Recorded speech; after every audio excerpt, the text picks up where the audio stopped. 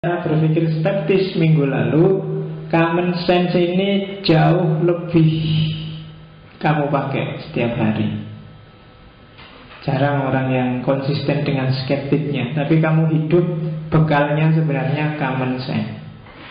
Pengetahuan-pengetahuan yang kamu dapat sehari-hari sebagai bekalnya orang hidup. Jadi orang biasa mendefinisikan common sense itu pengetahuan sederhana yang dipahami oleh masyarakat umum. Jadi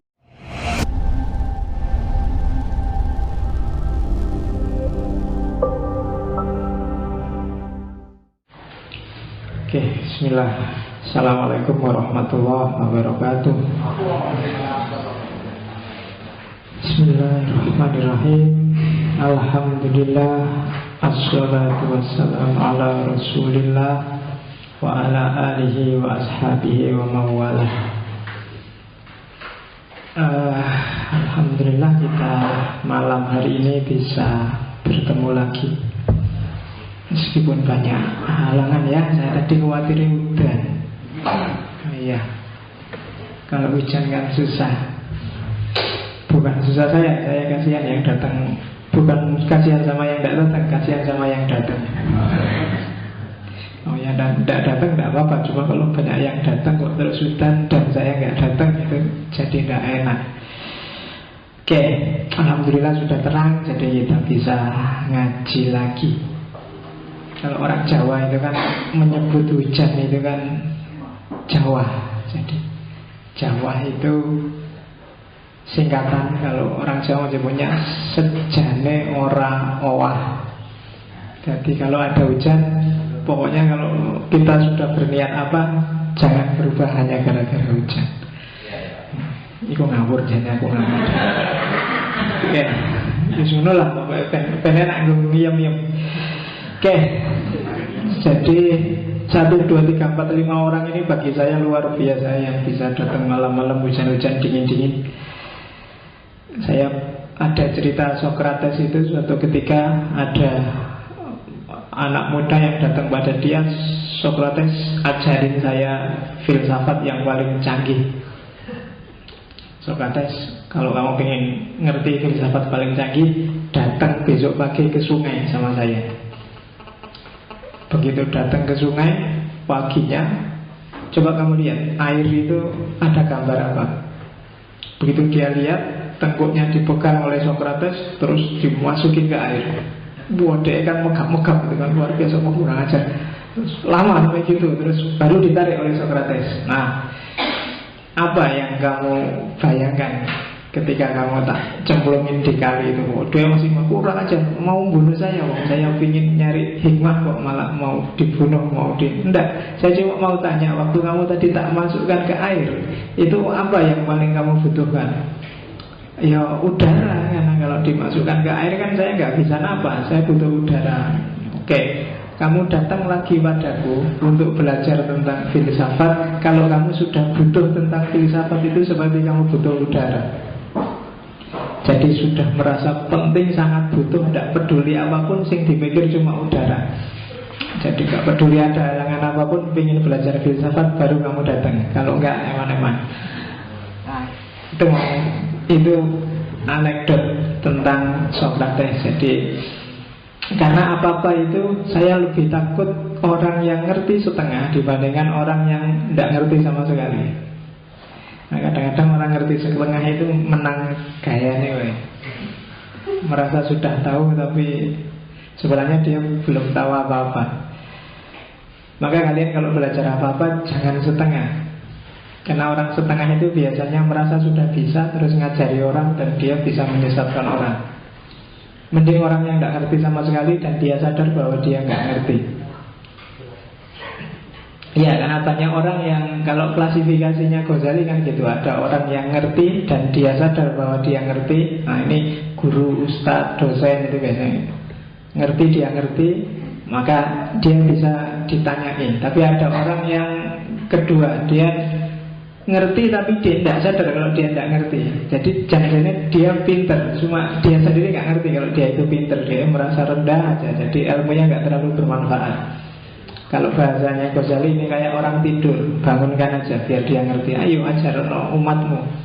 Itu ada tipe ketiga, orang yang nggak ngerti tapi dia sadar kalau dia nggak ngerti. Ini orang bodoh tapi aman, karena dia sadar nggak ngerti kan, dia tidak merusak. Tipe yang paling gawat tipe terakhir, orang yang nggak ngerti tapi dia nggak sadar kalau dia nggak ngerti. Itu bahaya. Di TV banyak yang kayak gitu. Maka kamu hati-hati dengan orang tipe yang keempat. Di TV itu kan nggak jelas bidangnya apa, pokoknya orang terkenal ada apa aja diwawancarai sama TV, dan pandangannya mesti menyesatkan kamu. Maka hati-hati. Kalau tentang hukum ya percayalah yang ahli hukum. Kalau tentang pendidikan ikutilah ahli pendidikan. Kalau tentang filsafat percayalah ahli filsafat. Itu lebih aman. Karena kalau di TV kan apa-apa ditakok gitu. Artis ditanya tentang boleh nggak nikah sampai 9, takoknya artis. Ya kan, kayak yang subur itu kan sing ditakoni artis, ya susah, parameternya susah. Oke, masuk ke materi kita. Minggu lalu kita sudah ngomong tentang skeptis. Hari ini kita masuk ke epistemologi sosial. Tema epistemologi sosial ini nanti bisa 2-3 kali. Tema pertama kita adalah lawannya skeptisisme. Kalau minggu lalu skeptis itu adalah cirinya orang-orang khusus, para filosof, para ilmuwan yang selalu mempertanyakan, maka hari ini kita masuk ke lawannya, logikanya orang secara umum. Kadang orang menyebutnya logika awam, logika orang banyak, cara berpikir masyarakat. Namanya common sense. Dan dibandingkan cara berpikir skeptis minggu lalu, common sense ini jauh lebih kamu pakai setiap hari. Jarang orang yang konsisten dengan skeptiknya, tapi kamu hidup bekalnya sebenarnya common sense. Pengetahuan-pengetahuan yang kamu dapat sehari-hari sebagai bekalnya orang hidup. Jadi orang biasa mendefinisikan common sense itu pengetahuan sederhana yang dipahami oleh masyarakat umum. Jadi ini pengetahuan sederhana dan umum, bukan pengetahuan khusus dan luar biasa yang hanya dikuasai segelintir orang. Jadi ini semua orang tahu, semua orang ngerti. Ini pengetahuan-pengetahuan dasar dan umum, bukan pengetahuan sekolahan, meskipun kadang-kadang sekolahan juga ngajarin itu. Itu common sense. Orang asal akalnya waras itu tidak lagi stres, tidak lagi sumpah, tidak lagi marah, tidak lagi. Itu pasti dia bisa menangkap common sense. Saya sebut nggak stres, nggak marah, nggak sumpah karena kemarahan, kesumpekan, kesedihan itu kadang-kadang bikin akal tidak sehat. Makanya ada dulu zaman saya kuliah, ada mata kuliah namanya Adabul Bahsi wal Munadzor. Jadi adab, etika, diskusi dan bertukar pikiran. Itu diantara syaratnya itu. Jadi kamu diskusi yang pertama nggak boleh marah, nggak boleh terlalu lapar, nggak boleh terlalu haus, nggak boleh terlalu ngantuk. Pokoknya gitu-gitu biasanya bikin akal nggak sehat. Iya, kalau kamu ngaji habis isya ini saya sarankan sudah makan.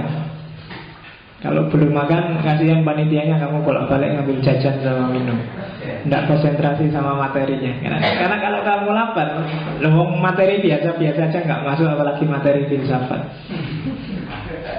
Sedang marah juga gitu. Kalau kamu sangat marah juga peteng kamu, akalnya sudah nggak sehat. Kalau kamu sedang marah belajar filsafat itu saya nggak tahu hasilnya jadi apa.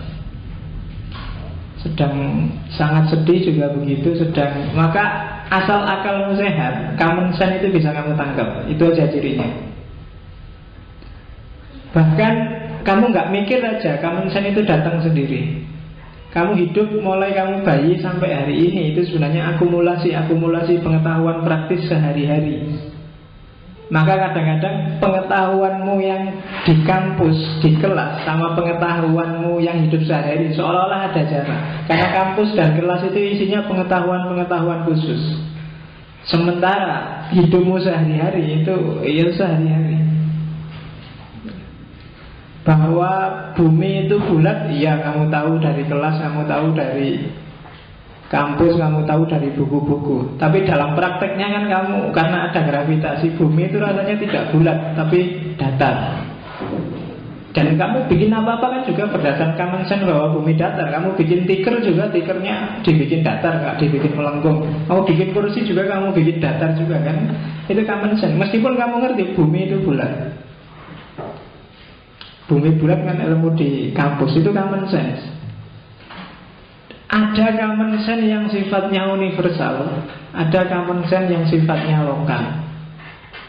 Maka konotasinya common sense itu kadang-kadang didefinisikan orang sebagai sense that is common to other.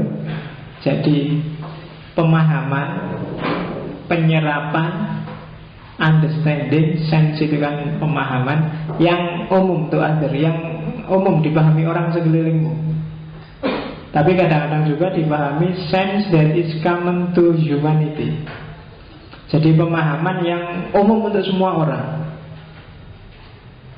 Jadi yang pertama ngomong sifat lokal, yang kedua ngomong sifat universal. Tapi dua-duanya sama disebut common sense.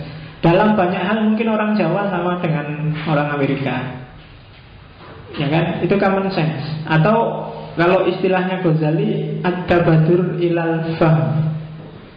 Apa yang paling duluan muncul dalam pemahamanmu ketika melihat sesuatu, itu common sense. Yang paling muncul duluan, ini biasanya yang muncul duluan ini nggak bisa dimanipulasi. Orang itu semakin panjang berpikir biasanya semakin manipulatif. Tapi yang duluan muncul ting pertama, itu biasanya lebih murni. Itu yang common sense. Ada apa ya contohnya ya, at-tabadur ilal fahm itu. Misalnya kamu sama pacarmu malam ini nginep di hotel, tidur berdua. Common sense kamu mesti bilang alah mesti itu ngapa-ngapain itu. Itu biasanya yang paling mungkin ya, yang muncul di kepalamu pertama itu tadi. Meskipun dia mungkin di dalam itu nggak ngapa-ngapain, mungkin tahajud bersama, tahlilan, wiritan. Tapi pokoknya yang muncul pertama alah masuk kamar berdua ngapain lagi. Mesti itu. Dan biasanya itu yang memang kejadian. Di bulut-bulutnya kayak apa juga enggak bisa. Misalnya siapa yang sekarang namanya LHI sama Fustunnya itu semua dari Mumtazah. Itu kan dia kesana enggak, dia nggak nikah, dia kesana cuma kalau pas lagi butuh pijet. Karena kasusnya lagi. Lo kan di koran-koran alasannya kan lagi butuh pijet gitu kan. Tapi yo, kamu kan sudah bisa menebak yang muncul di kepalamu pertama biasanya ya itu malah mau aneh. Bikin alasan kayak gimana pun yang muncul, ya, itu namanya at-tabadur ilal fahm. Jadi yang muncul di kepala pertama. Kamu lihat temenmu tiba-tiba dia, aduh, dia kok nggak lulus ya mata kuliah ini. Yang muncul di kepalamu dia mesti sedih. Meskipun dia kalau ketemu, oh enggak, saya nggak sedih, saya biasa aja kok, sudah. Nilai E itu bagi saya biasa, wajar. Ya, itu biasanya sudah diolah oleh perasaannya, tapi aslinya ya mesti sedih lah. Itu at-tabadur ilal fahm, yang lebih dulu muncul dalam pemahaman. Itu biasanya lebih murni. Itu yang disebut common sense. Jadi dalam fikih, dalam kalam, dalam filsafat Islam ini jadi salah satu prinsip berpikir. Kalau dalam filsafat barat ada namanya Occam Razor. Filosof namanya Occam punya teori razor. Razor itu gunting. Jadi katanya Occam, kalau ada dua teori, yang satu bulat tidak karu-karuan, yang satu simple dan isinya sama, maka yang lebih benar yang simple itu. Iya, itu namanya Occam Razor. Jadi ada yang menjelaskan realita itu jelimet, ujungnya ke situ. Ada yang to the point, pokoknya maunya itu loh. Nah itu biasanya yang lebih benar yang simple itu. Ada yang menjelaskan ini kan uang untuk dari sini, dari sana ujungnya. Tapi ada yang simpel, ala intinya uang itu ya dipakai untuk bareng-bareng, korupsi bareng-bareng gitu. Ada yang simpel kayak gitu dengan jelimet. Biasanya yang bener yang simpel ini. Agama itu tidak paham. Jadi konotasi itu selalu definisi umumnya dari common sense itu segala sesuatu yang umum di sekeliling kita dan segala sesuatu yang umum secara universal, atau lebih mudahnya sesuatu yang bisa kita pahami dengan cepat, yang masuk akal dengan cepat. At-tabadur ilal faham. Istilah lain, jadi ada istilah common sense, tapi istilah common sense itu isinya sama dengan itu. Intuisi kadang-kadang orang menyebutnya. Kenapa disebut intuisi? Karena pengetahuan ini otomatis jalan. Kamu tidak pernah belajar common sense ini, kamu otomatis dapat. Maka coraknya intuitif. Begitu ada orang lebih tua, mungkin karena kamu Jawa, kamu punya wisdom, ada orang tua harus dihargai, maka kamu menunduk, ngambil tangannya, cium tangan. Itu kan intuitif sifatnya. Kamu mungkin dapat itu dari masyarakat, dapat itu dari lingkungan sekelilingmu. Yang kedua good sense. Good sense itu ya tadi akal sehat. Atau ada yang menyebut pre-theoretic belief, kepercayaan yang belum diteorikan. Jadi keyakinan-keyakinan sosial yang belum dirumuskan teorisinya, pokoknya itu dipraktekkan aja, dijalankan aja. Atau ada filosof yang menyebutnya sebagai ordinary language. Jadi bahasa sehari-hari. Ordinary language ini, bahasa sehari-hari ini biasanya dibedakan dengan formal language, bahasa yang formal, bahasa yang ilmiah, akademik. Dan ini sifatnya penggunaannya biasanya lokal, sesuai dengan common sense-nya. Di Jogja misalnya ada istilah apa yang secara common sense definisinya mungkin beda dengan di tempat lain. Misalnya istilah pasar kembang. Kan? Kamu ketawa langsung. Kenapa kamu ketawa? Karena ini sudah intuitif dalam dirimu. Istilah pasar kembang itu bagi orang Jogja, pasar kembang konotasinya langsung menuju ke sana. Iya, saya ngomong pasar kembang itu kan. Tapi mungkin orang tuamu yang di kampung, bapak ibumu, dia ngertinya pasar kembang ya pasar tempat orang jualan kembang. Bukan seperti yang kamu pahami. Jadi kalau kamu tiba-tiba telepon, kamu di mana Le? Oh ini Pak, saya sedang di pasar kembang. Ya bapak masih lagi ngopo, nyekar apa mesti? Ya kan? Ya konotasinya sudah beda, common sense-nya sudah beda, gitu. Jadi ordinary language atau foundational belief atau endoksa. Endoksa itu belief and opinion. Ini yang punya para filosof Yunani klasik, sering pakai endoksa. Endoksa yang punya Aristoteles, doksa yang punya Plato. Nanti lain waktu kita dalami itu. Ada aksioma. Aksioma itu kan kebenaran-kebenaran yang jadi fondasi kebenaran yang lain, dan dia jangan dipertanyakan lagi. Aksioma. Ada wisdom, kebijaksanaan lokal, cara masyarakat mengelola komunitas dan mengelola lingkungannya itu biasanya menyusun wisdom-wisdom. Kadang bisa bercorak mitologis, kadang juga bercorak logis. Tapi ini termasuk jenis common sense. Dia kamu pelajari sejak kecil. Ada folk wisdom, itu sebenarnya sama aja maksudnya. Ada folklore. Folklore itu kan kebijaksanaan lokal, opini lokal, pandangan lokal, perspektif lokal, atau public opinion, pandangan publik. Dan ini sifatnya common sense. Masyarakat punya logika sendiri untuk menangkap realitas. Dan setiap orang dididik, dibesarkan dengan menyerap logika masyarakat ini. Cirinya apa sih? Common sense itu isinya apa aja? Yang pertama ya, dia pengetahuanmu sejak awal. Mungkin guru pertamanya itu ibu, maka harus pakai tangan kanan. Cirinya apa sih? Common sense itu isinya apa aja? Yang pertama ya, dia pengetahuanmu sejak awal. mungkin guru pertamanya itu ibu, makan harus pakai tangan kanan misalnya. Atau ayo kalau ada tamu salim, kalau ada, itu kan menanamkan common sense. Saya nggak tahu kalau orang barat, anak kecil kalau ada orang tua, ayo salim, ada nggak? Saya nggak tahu, saya orang bule juga gitu. Tapi ini ibumu yang mungkin jadi guru pertama. Ini pengetahuan awal yang ini sifatnya nanti jadi intuitif, masuk bawah sadarmu, yang menyusun benar salah dalam hidupmu. Kadang-kadang kalau nggak kamu gitu jadi nggak enak. Kalau kamu sudah terbiasa menghargai orang tua, kalau ada orang tua nggak kamu hargai, kamu jadi nggak seret.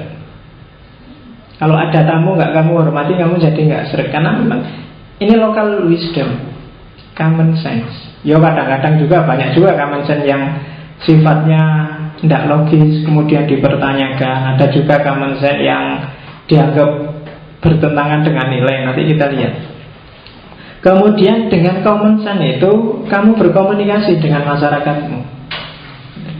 Kalau di Jawa mungkin kayak Jogja, common sense kalau bulan Suro jangan, ya Suro itu dianggap bulan sangar, bulan nggak boleh, iya kan, kamu nggak boleh bikin motong. Saya dulu di kos-kosan nebang pohonnya di belakang rumah itu dimarahin sama Pak Kos karena ini bulan Suro, jangan nebang-nebang. Saya nggak tahu logikanya gimana, tapi itu common sense. Kalau kamu nyoba itu jangan-jangan ada apa-apanya benar. Sama kayak di masyarakat banyak common sense yang mungkin nggak logis. Misalnya apa? Angka 13 itu angka siang. Itu kan di masyarakat kan ada itu berkembang. Makanya kalau ada hotel-hotel yang lantainya di atas 13 itu biasanya diloncati. Jadi 1, 2, 3, 4, 12, atasnya langsung 14. Yang 13-nya nggak ada. Saya lihat itu di hotel mana ya. Jadi karena mungkin dia takut kalau ada lantai 13, orang nggak mau tinggal di situ karena ada public opini. Meskipun nggak logis bahwa lantai 13 itu lantai siang, yang tinggal di situ nanti akan banyak dapat kesialan. Jadi habis 12 terus 14. Saya nggak tahu apa terus seandainya ada setan yang bikin sial, setannya bisa ketipu gara-gara harusnya 14 kok ditulis 13. Oh nggak ada 13-nya apa gitu. Tapi itu kita berkomunikasi dengan masyarakat dengan hal-hal seperti ini, dengan logika-logika common sense ini. Itu yang terus sering bikin berat. Kadang-kadang kamu merasa kok gini ya masyarakat ini, kok enggak logis ya, kok enggak pas ya. Kayak orang Indonesia sekarang kan karena susah terus membayangkan, oh enak zaman Pak Harto dulu ya. Kamu sudah, padahal kamu kemarin sudah mencaci maki habis-habisan, tapi sekarang ada tren ke sana lagi. Ada common sense lagi. Sesusah-susahnya zaman Pak Harto, kamu merasa lebih susah sekarang, jadi enak zaman Pak Harto. Zaman dulu gak ada apa-apa. Sekarang kan gitu. Yes. Sekarang di bak-baknya truk itu kan banyak tulisan. Iya. Sejak dulu saya tertarik dengan, kalau kamu ada yang mau nggak meneliti tulisan di bak-bak truk itu, biasanya agak unik. Kutunggu jandamu. Kalau sih kalau tulisannya nggak menang kan biasanya, iya. Apa hubungannya kutunggu jandamu? Ayu adine, biasanya kayak gitu loh. Kasih ibu sepanjang jalan. Oke kayak gitu kan banyak trik. Logika-logika jalanan. Coba aja kamu sekali-sekali neliti itu, mungkin menarik. Ada gambar cewek mulus cuma pakai angin jalan, ku tunggu kau, ini isinya gitu. Oke.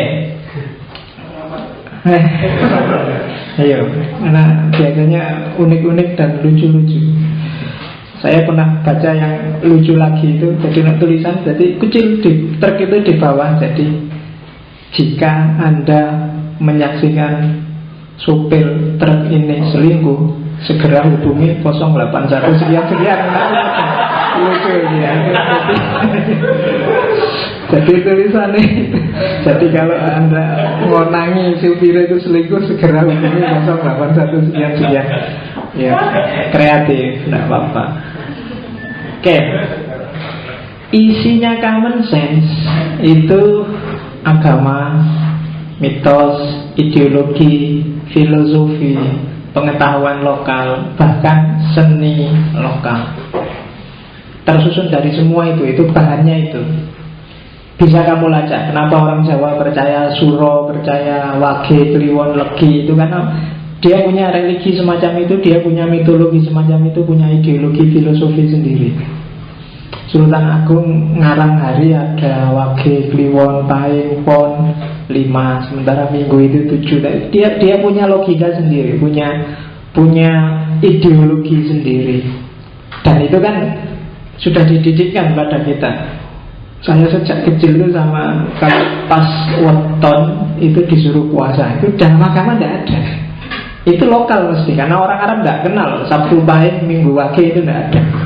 Tapi sama orang Jawa, yo poso lah biar selamat kalau waktunya hari lahir kita. Dan hari lahir itu maksudnya bukan ulang tahun, tapi weton. Dan itu kan khas, punya kebijaksanaan lokal sendiri. Ya, jadi bukan ulang tahun, malah kan kalau orang Jawa ngerti ini selapan. Selapan itu 40 hari. Jadi, iya. Dan itu khas. Coba kamu teliti itu. Dan yang terakhir di antara cirinya common sense itu biasanya diterima secara tidak kritis. Kenapa? Ya karena dia sifatnya intuitif, ditanamkan padamu sejak kecil. Jadi yang kamu omongkan, stylemu berpikir, gayamu ngomong, gayamu berbicara, itu sebenarnya ditanamkan oleh lingkungan sekelilingmu. Lingkungan itu macam-macam. Yang membentuk common sense sekelilingmu yang ada di pikiranmu sekarang itu bisa orang tua, bisa kampus, bisa teman organisasi, bisa lembaga, bisa macam-macam. Dulu saya merasa bahwa zaman aku kuliah S1 itu ada common sense bahwa mahasiswa filsafat itu harus gondrong. Kalau tidak gondrong belum diakui filosofinya. Jadi dianggap masih anak mama, masih rakyat. Jadi terus ngingu rambut tobo itu banyak sama saya S1. Kalau pulang ibuku kaget, uyuh. Kagetnya bukan karena gondrong, cacilik rambutnya gondrong. Jadi saya tidak mikir itu pantas apa tidak pantas, filosof ya harus ya, jangan itu tadi kan. Itu common sense mungkin di kalangan mahasiswa filsafat, bukan di kalangan ahli filsafat. Dan kalau diskusi mesti ngeyel, gak gelem kalah. Jangan itu, jangan S1. Meskipun kalau kuliah diajarin ya tidak paham bang filsafat itu. Iya, saya S1 lulus filsafat ya merasa tidak ngerti belas filsafat itu. Kayak kamu lah, kalau kuliah kan kebanyakan datang seanak ini lah, yang penting teko absen, ngerti juga tidak. Ilmu itu malah saya dapatnya tidak di kelas, dapatnya malam hari sebelum ujian. Itu baru nyantol. Nah, nanti keluar ujian hilang lagi. Biasanya gitu. Dan kadang-kadang gaya dosen sama gaya kita kan nggak sama. Jadi kadang-kadang saya harus ngempet untuk bertahan dengan gaya dosen yang kadang-kadang saya nggak cocok. Dosen zaman dulu beda dengan dosen zaman sekarang. Sekarang dosen enak-enak. Zaman saya dulu wah dosen lama itu kan gitu. Kalau kamu ngantuk, ngantuk sini. Wudu dulu di belakang. Habis itu keluar mau duduk. Siapa yang nyuruh duduk? Berdiri. Dulu saya pernah dihukum gara-gara kancing yang atas ini tak buka satu gini. Wah, kamu mau jadi jagoan ya? Iya. Loh, common sense mungkin zaman itu bahwa kalau ada sini dibuka kamu mau berdiri mesti kalau ininya dibuka satu. Itu sejenis common sense juga bagi masyarakat tertentu. Kalau zaman dulu gitu. Sekarang mungkin jarang ada dosen killer. Kalau dulu ada yang dulu dosen yang nilai B aja haram, paling tinggi nilai C. C itu paling di kelas 1-2. D. Ada banyak zaman dulu kayak gitu. Dulu saya punya dosen kalau ujian dia nggak pernah bikin soal, dia cuma ngambil dari buku, terus diambil satu paragraf dan itu soal pertama. Nanti satu paragraf itu dipotong tengah-tengahnya, isilah titik-titik yang dibuang. Iya. Nanti kadang-kadang ini isinya dan atau maupun atau itu kadang-kadang ada yang kayak gitu. Karena ada kalimat yang atau dan ya. Ini kadang-kadang bisa keliru itu. Dan dia pintar kalau milih kata yang bikin rumit itu. Dan ada yang kayak gitu. Kalau sekarang ada kayak gitu mungkin habis kamu demo mesti. Kalau dulu nggak berani. Dan common sense ini memang diterima secara tidak kritis. Ini dulu saya presentasi ini untuk ngasih contoh common sense itu dulu tak kasih contoh goyang kepala. Kalau di India orang goyang kepala itu artinya iya, tapi kalau di Indonesia artinya kan tidak. Kalau orang India sudah aja goyang-goyang itu berarti iya. Tapi kalau di Indonesia, kalau kamu geleng-geleng kepala berarti tidak. Itu common sense. Kamu kan nggak pernah secara spesifik kursus kalau nunduk itu enggak, tapi itu jalan aja di sekelilingmu. Mau? Nggak mau? Enggak. Goyang. Tapi kalau di India kebalikannya, mau aja. Ya, itu contoh paling gampang dari common sense. Di Barat misalnya, gestur kalau ini top, di mana-mana top, kalau gini enggak. Tapi kalau di Indonesia, kamu kenal ini saya nggak tahu tahun berapa. Kalau di Barat ini kan artinya apa? Fak itu apa?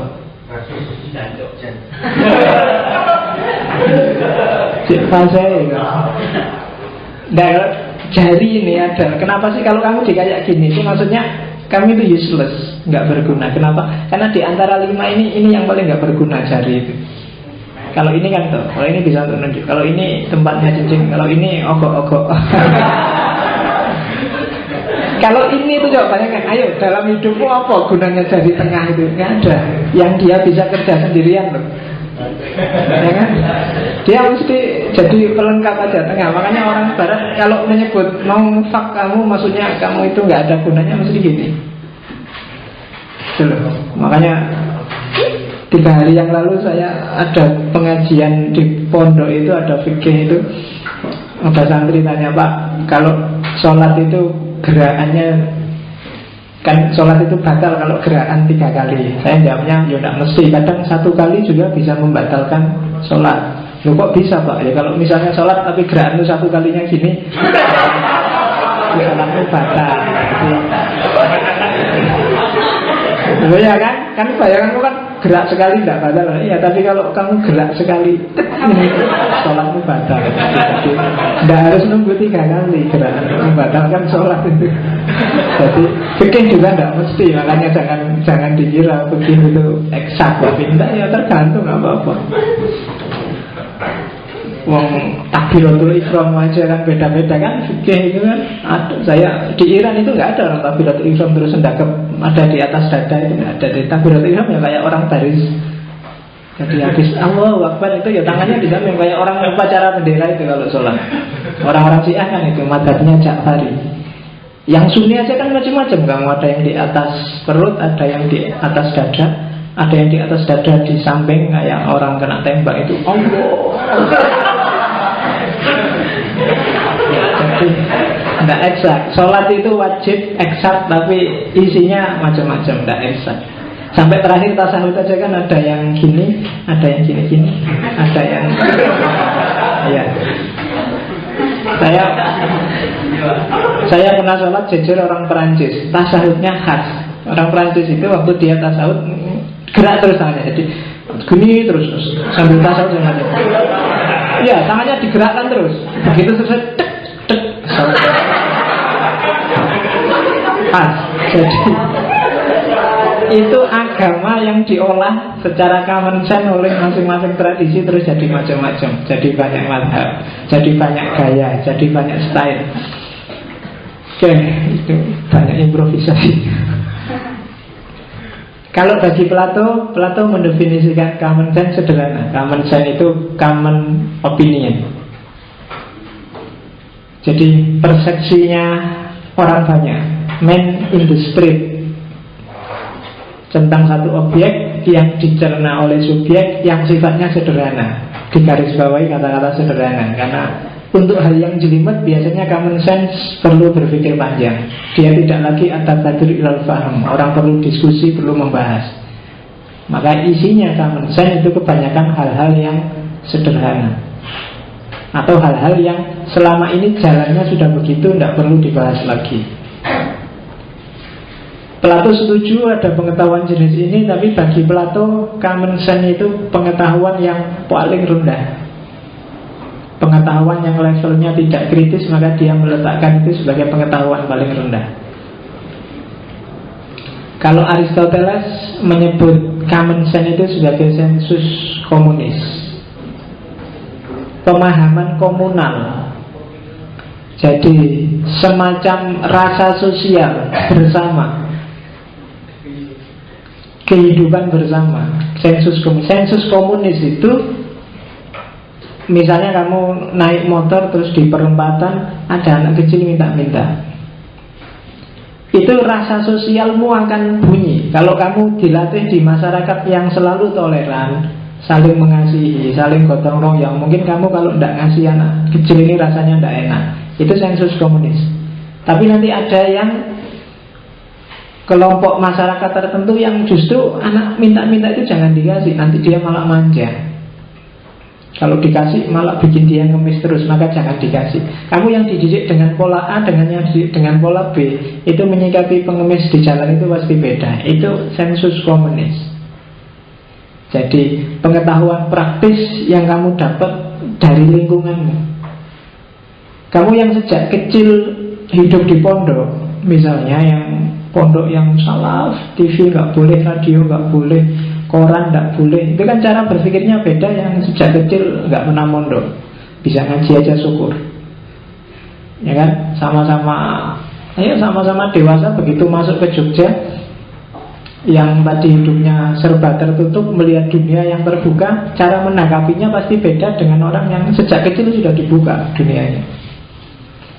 Begitu naik bis kota, mungkin yang tadi tertutup mungkin istighfar terus isinya.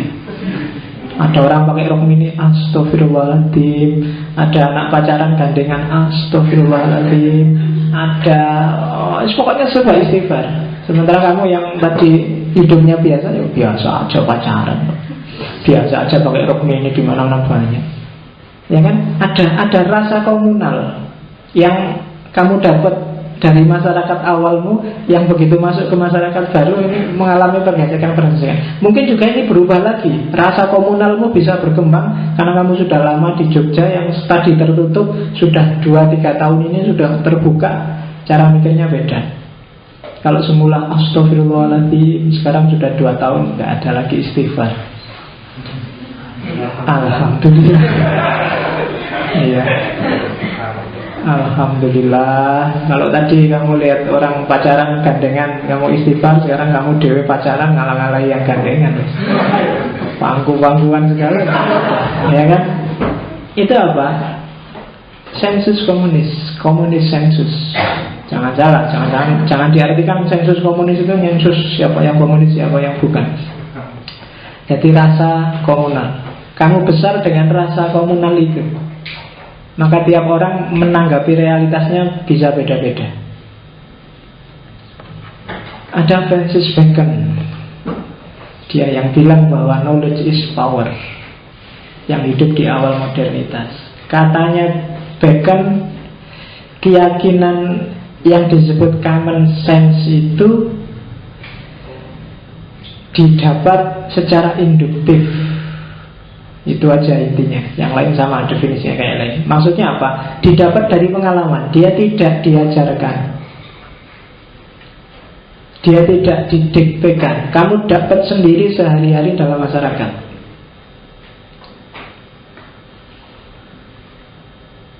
Misalnya apa ya, tradisi-tradisi lokal yang itu otomatis kamu dapat. Misalnya di Madura ada tradisi lebih baik mati daripada malu, sehingga ada tradisi carok. Itu lokal wisdom. Bapaknya nggak pernah ngajarin yang kayak gitu, tapi didapat dari pengalaman. Mungkin sekarang ada pergeseran tidak gitu lagi. Itu juga dari induktif, dari realitas. Tidak ada sekolah di Madura yang mengajarkan carok, tak jamin wis 100%. Tapi kenapa tradisi itu jalan? Karena induktif, berangkat dari pengalaman-pengalaman. Tradisi-tradisi kayak di Jawa misalnya apa ya, tradisi sajen, tradisi buang tumpeng ke laut, itu kan bagi kamu, bagi orang Jawa sendiri itu didapat secara induktif, pengalaman. Kemarin buang sajen, ternyata sekarang dapat ikan lebih banyak, korban di laut sedikit, maka besok buang sajen lagi. Ada common sense. Orang Jawa kemudian menyebut common sense ini biasanya disebut ilmu titen. Jadi tidak pakai logika, tapi pakai titen, dititeni aja.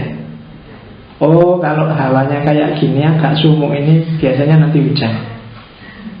Tidak ada, kamu cari di buku IPA manapun, kamu cari teori bahwa kalau mau hujan hawanya agak sumuk, itu tidak ada.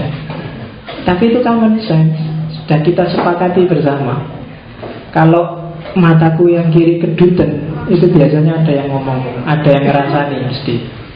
Sopo ya yang ngomong ini. Kalau yang kiri yang goyang berarti ngomongnya jelek-jelek, kalau yang kanan yang goyang berarti ngomongnya bagus-bagus.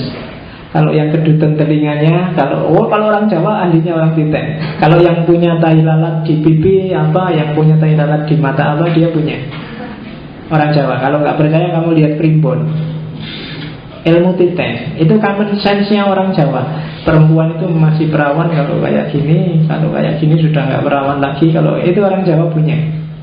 Cari istri yang cirinya gini-gini bagus, yang gini itu orang Jawa. Kalau kamu ingin ngerti, belilah primbon-primbonnya orang Jawa. Semuanya ada, iya. Jadi itu ilmu titen, itu common sense-nya orang Jawa. Kenapa sekarang itu tidak populer lagi? Karena tidak bisa dikumpulkan secara induktif. Jarang orang mempraktekkan itu lagi sekarang. Jadi common sense itu induktif, didapat dari pengalaman. Ketika orang tidak praktek itu, meskipun dalam teorinya di buku-buku ada, maka dia tidak akan jadi common sense lagi. Thomas Wright. Jadi kalau dalam dunia filsafat, dua tokoh besarnya yang punya teori common sense itu Thomas Wright sama G.E. Moore. Jadi katanya Thomas Wright, common sense adalah akumulasi pengalaman melalui pemahaman yang sederhana, simple apprehension. Dia adalah universal belief, kepercayaan universal, kepercayaan universal yang karena dia sederhana, maka sifatnya hampir semua orang setuju tanpa harus dipikirkan secara rumit.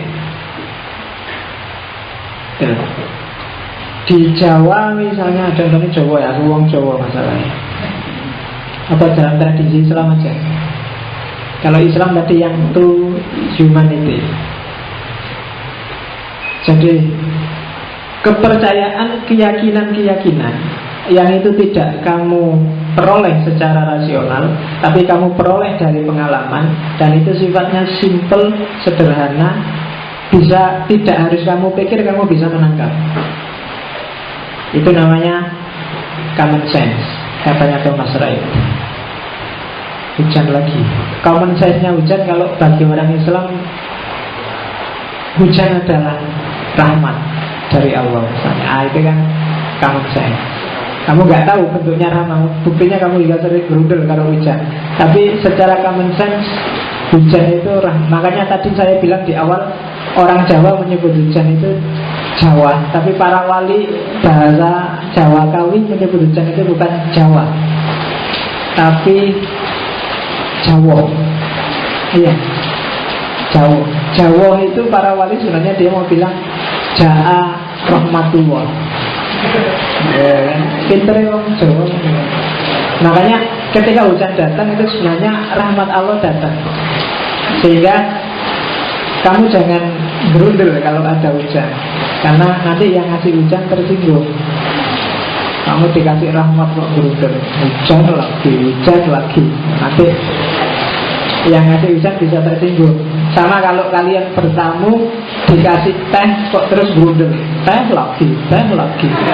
Kok nggak ada yang lain? Itu bikin tersinggung yang bikin kan, sama kayak hujan bikin tersinggung yang punya hujan. Maka secara common sense bagi orang Islam, jangan takut hujan itu rahmat, teh juga tidak apa-apa.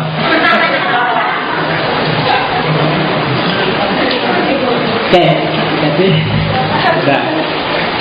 Itu katanya Thomas Wright. Kemudian Kalau G.E.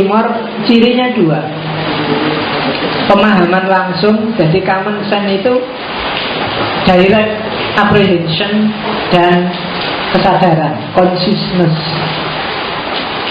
Maksudnya kesadaran apa? Manusia terlibat langsung dengan pengetahuan ini.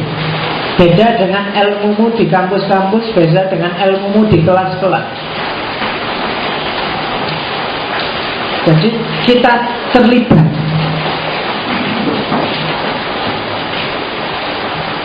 Kamu mungkin merasa bahwa matahari itu terbitnya di timur.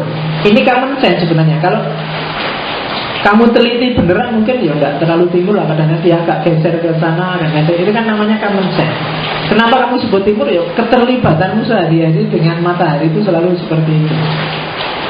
Seperti orang Indonesia menyebut kiblat itu di barat. Pokoknya arah kiblat ya di barat. Jadi ketika ada penyesuaian arah kiblat, banyak yang alah ngapain sih sudah susah kiblat di sana. Emangnya kalau nggak pas dikit terus sholatnya nggak diterima kan begitu. Karena kita sudah common sense di barat. Sehingga orang Suriname yang dari Indonesia dibawa Belanda ke Suriname itu sholatnya tetap ngadep ke barat. Meskipun dia harusnya ngadep ke selatan nanti, karena di sini dia ngadep ke barat, ya sholatnya tetap ngadep ke barat. Itu karena common sense. Jadi tidak ngerti bahwa sholat itu ngadep ke kiblat, ngertinya sembahyang dia ngadep mulon. Jadi terus menghadap ke barat. Dan itu common sense ini kenapa? Karena dia melibatkan kesadaran ketika dia hidup di Jawa. Jadi meskipun dipindah ke Suriname tetap begitu. Orang Jawa kesadarannya kesadaran mistik. Maka ketika agama apapun masuk, dia akan dimistikkan oleh orang Jawa. Common sense-nya adalah common sense mistik. Maka cerita wali-wali yang menarik bagimu kan cerita kehebatan dan karomahnya. Sunan Kalijogo itu dia jadi wali tidak karena hafal Quran, tidak karena puasa, tidak karena sholat tahajudnya bagus, cuma karena dia nongkrong di pinggir kali. Loh ya kan? Jadi Sunan Kalijogo itu nongkrong di pinggir kali, terus dia diangkat jadi wali. Dan kamu kan menyebutnya, wah dia 40 hari di situ, lama di situ sampai mistiknya yang keluar. Makanya Clifford Geertz itu dia meneliti membandingkan dua orang tokoh pembaharu agama di Maroko sama Indonesia. Maroko itu tokohnya namanya Liu Xi, kalau yang di Indonesia Sunan Kalijogo. Jadi Liu Xi ini wali, penyebar agama, ahli agama, hafal Quran, perjuangannya luar biasa, dakwahnya luar biasa. Bandingkan sama Sunan Kalijogo. Jadi dari orang abangan yang ngerti agama, ketemu Sunan, disuruh nongkrong pinggir kali, terus dibaptis jadi wali dan dipuja-puja orang sampai hari ini. Kenapa yang paling menonjol Sunan Kalijogo? Karena logika orang Jawa adalah logika mistiknya. Sama kayak kamu hari ini, kalau ada cerita-cerita supranatural, kamu tertariknya luar biasa. Itu sebenarnya diwariskan oleh nenek moyangmu, jadi gennya nyambung padamu. Kalau ada orang bisa melakukan hal luar biasa, terus kamu percaya. Sehingga Adi bin Slamet dan kawan-kawan tertipu oleh Eyang Subur. Ya kan itu gara-gara Eyang Subur bisa meramal masa depan. Eyang kan gitu. Kamu kalau ada ramalan bintang kan mesti kamu cepat-cepat ingin baca yang sesuai dengan bintangmu. Nah itu sebenarnya sama logikanya, logika kayak orang Jawa. Padahal mungkin kamu dihapusi, dibohongi tiap hari sama koran-koran. Bintangku Leo, hari ini nasibku baik, akan dapat rezeki, cuma ada gegeran dikit sama pacar. Kemudian mesti, dan kamu percaya itu didobosi tiap minggu dengan itu. Dan kamu nyocok-nyocokin mesti kan. Kalau kamu pengen ngerti bohongnya ramalan bintang, buanglah judulnya. Jadi buang Leo, Libra, Pisces itu buang. Terus kamu baca satu-satu. Nanti lah cocok semua sama kamu. Coba aja. Kamu mesti keliru, yang sesuai dengan kamu yang mana. Karena biasanya yang kamu baca cuma yang bagianmu aja, yang lain jarang kamu baca. Itu. Dan itu hidup kita sehari-hari orang Jawa ya, common sense-nya serba mistik. Nah, Einstein punya definisi lebih unik lagi. Katanya Einstein, common sense itu koleksi praduga. Praduga itu berarti pengetahuan yang diterima begitu saja secara tidak kritis, yang kita kumpulkan sampai umur 18 tahun. Saya nggak tahu, ini umur berapa kalian? 17. Nah, wajahnya kok kayak 32an. Ya, jadi kalau umurmu sudah di atas 18 berarti common sense-mu sudah lengkap. Biasanya susah diubah sudah. Kalau sudah 18 ke atas itu, kamu sudah jadi. Makanya film itu 17 tahun ke atas. Karena 17 tahun ke atas kamu dianggap sudah dewasa. Kalau kamu lurus ya biasanya jalanmu akan lurus. Kalau kamu belok ya jalanmu akan belok. Dan film yang lebih dahsyat lagi biasanya tidak 17 tapi 18. Kan banyak sekarang 18 plus. Nah itu lebih dahsyat daripada 17. 17 itu sebenarnya persiapan kamu menuju 18. Jadi kenapa sih katanya Einstein 18? Karena mungkin 18 itu dianggap puncak kematangan. Jadi orang sudah 18 itu biasanya dia sudah punya style, sudah punya gaya berpikir. Kalau orang sudah umur 18 dan cara berpikirnya kaku, biasanya sampai tua juga kaku. Jadi kalau kalian ini umur-umur sekitar itu, biasanya ya kayak di situ nanti kamu sampai besar cara berpikir. Dan diubah juga sudah mulai berat. Ditambah informasi baru juga mulai berat. Disuruh hafalan juga pontang-panting kamu mesti. Karena ini sudah penuh isinya. Kamu kemarin waktu SD, SMP hafalan itu lancar aja. Tapi sekarang 18 ke atas, kalau nggak percaya silakan kamu coba menghafalkan yang surat Al-Quran yang kamu belum hafal. Itu mesti berat. Kadang-kadang yang sudah hafal aja kan lupa. 18. Dan koleksi common sense di kepalamu sudah lengkap katanya Einstein kalau sudah umur 18. Ya silakan kamu uji sendiri. Oke, ya pembuktiannya kamu cari sendiri. Kamu kecuali yang belum 18 nggak apa-apa, tenang aja. Kamu isi dengan common sense yang bagus-bagus. Yang sudah terlanjur 18 ya enggak apa sih ya, kamu kalau merasa ada common sense yang jelek dikeluarkan lagi biar ada space-nya. Oke. Russell saya sebut sebenarnya definisinya sama, cuma Russell titik tekannya nanti pada ordinary language tadi, pada bahasa. Bagaimana bahasa itu menjadi simbolnya common sense. Contohnya ya kayak sarkem tadi. Itu sebenarnya teori-teori itu yang punya Bertrand Russell. Yang belajar filsafat bahasa pasti ngerti. Nah, proses terjadinya common sense dalam sejarah. Bagaimana sih common sense itu bisa masuk dalam kepalamu? Yang pertama dari bawah membacanya, dari objective social situation. Dari kondisi objektif hidupmu, kamu akan mengalami sesuatu, itu namanya experience. Experience itu akan kamu telaah secara sadar, dan dia akan melahirkan wawasan, melahirkan pengetahuan. Dan dari pengetahuan itu akan lahir aksi. Kamu hidup di dunia sosial yang serba disiplin. Misalnya bapakmu ABRI misalnya, dan kamu mengalami hidup di bawah bapak yang TNI. Kalau pagi bangunin kamu pakai sempritan misalnya, bangun. Kamu kalau nggak bangun bisa gawat hidupmu.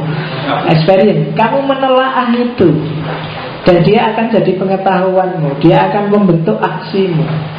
Aksimu pasti juga di dunia sosial lagi. Maka hidup disiplin model TNI jadi common sense bagimu. Common sense cara berpikir yang sehat dan normal bagimu ya disiplin kayak TNI itu. Beda misalnya kalau bapakmu seorang seniman misalnya, sastrawan itu kan biasanya cenderung sakarepe dhewe. Waktunya orang tidur dia bangun, waktunya orang bangun dia tidur. Ya kan? Jadi itu caramu berpikir, caramu berperilaku, bertindak pasti beda. Kenapa? Karena kamu mengalami, menelaah dan mendapat pengetahuan, lalu bertindak berdasarkan lingkungan objektif sosialmu. Orang Jawa itu cenderung menekankan harmoni, kerukunan, ketertiban, yang penting nggak gegeran. Maka dulu orang dikenal Jawa itu dikenal ramah. Bukan berarti sebenarnya dia ramah, cuma dia males gegeran. Daripada gegeran sudah lah nggak apa-apa. Dijajah orang juga nggak apa-apa lah. Yang penting nggak gegeran. Namanya Jawa itu 350 tahun dijajah juga nggak apa-apa. Ya kan kita, yang penting rukun lah meskipun sama penjajah. Harmoni. Ya kan? Kan sekarang banyak, coba kamu kalau ada konflik-konflik bagi orang Jawa sudah nggak perlu gegeran, ngapa sih sudah. Yang ditekankan duluan bukan problem solving, tapi jangan gegerannya. Dan itu persis yang diterapkan oleh Soeharto zaman Orde Baru. Dia tidak kuat mendengar atau melihat gegeran, konflik, perbedaan, dan dia menanam bom waktu dengan itu. Akhirnya meledak. Coba bisa dimanage lebih bagus, mungkin tidak terjadi ledakan di belakang. Tapi karena dia Jawa, bagi dia yang penting adalah stabilitas. Ada instabilitas jenis apapun harus cepat-cepat dimatiin. Sehingga sekarang dia bisa gaya. Piye kabarnya? Enak zaman gitu mesti. Kenapa? Karena orang pasti yang dibayangkan stabilnya zaman Pak Harto. Dan generasi keluaran Orde Baru, didikan Orde Baru pasti beda dengan generasi didikan reformasi hari ini. Kalian bagi saya umur-umur didikan reformasi. Kalau saya masih didikan Orde Baru. Karena saya SD tahun 80-an, SMP, jadi jatuhnya Soeharto 98 itu bareng saya lulus S1. Jadi sudah di atas 18. Jadi common sense-nya itu common sense Orde Baru. Jadi yang dipentingkan stabilitas, harmoni, bukan gegeran. Jadi kalau ada orang demo ya, alah ngapain demo capek-capek. Cara berpikirnya begitu. Kalau sekarang kan kalian beda sudah. Itu kenapa? Karena bangunan common sense yang ada di kepala beda. Oke, apa sih yang common sense pasti ada. Satu-satunya yang tidak bisa diberikan oleh common sense adalah membuat breakthrough, terobosan.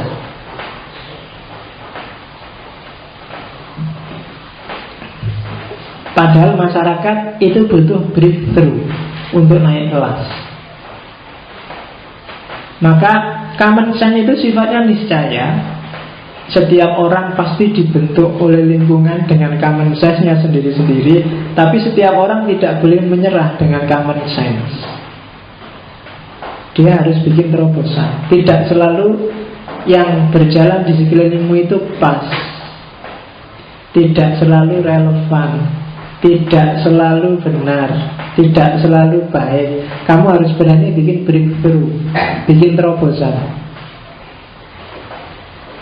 Selama ini bapakmu TNI, maka kamu dibangunkan pakai sempritan.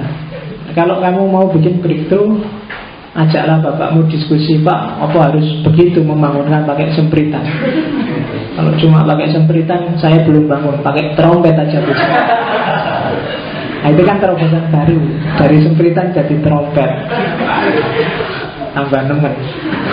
Oke, jadi dengan common sense kamu tidak bisa bikin breakthrough. Orang jadi cerdas, jadi menonjol, jadi tokoh itu ketika dia tidak menerima begitu saja common sense, tapi dia bikin terobosan-terobosan baru. Kamu bisa sudah hidup dengan common sense, tapi kalau kamu menyerah dengan common sense, kamu jadi ordinary people, orang biasa, akeh tunggale. Paling habis kuliah rencanamu kerja, habis kerja kawin, habis kawin punya anak. Setelah punya anak tidak mikir apa-apa, yang penting gede ke anak. Dan sejarah bukan tentang orang-orang awam, tapi sejarah itu tentang orang-orang besar. Jadi tidak apa-apa sih kamu pegalnya common sense aja, tapi besok tidak dicatat oleh sejarah.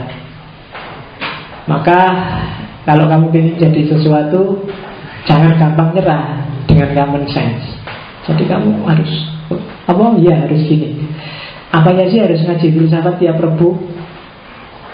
Enaknya gimana? Ini sudah 5 kali ini. Jangan-jangan itu bikin breakthrough namanya. Ganti Pak, ngaji filsafat kok seminggu sekali, seminggu 3 kali aja. Yo, kamu enak, sumpah aku. Seminggu sekali aku. Kenapa saya jaketan gak tak copot-copot? Tadi siang agak masuk angin, jadi aku harus nyari keringat. Jadi dipaham, ini sudah rangkap 3 bajunya. Sengaja nyari keringat. Gampang keringat kalau kamu ngajak kerengan. Oke. Kenapa sih breakthrough itu tidak cuma diperlukan oleh kamu, juga diperlukan oleh masyarakat? Karena masyarakat juga perlu naik kelas. Itu tak kasih IE itu sebagai contoh.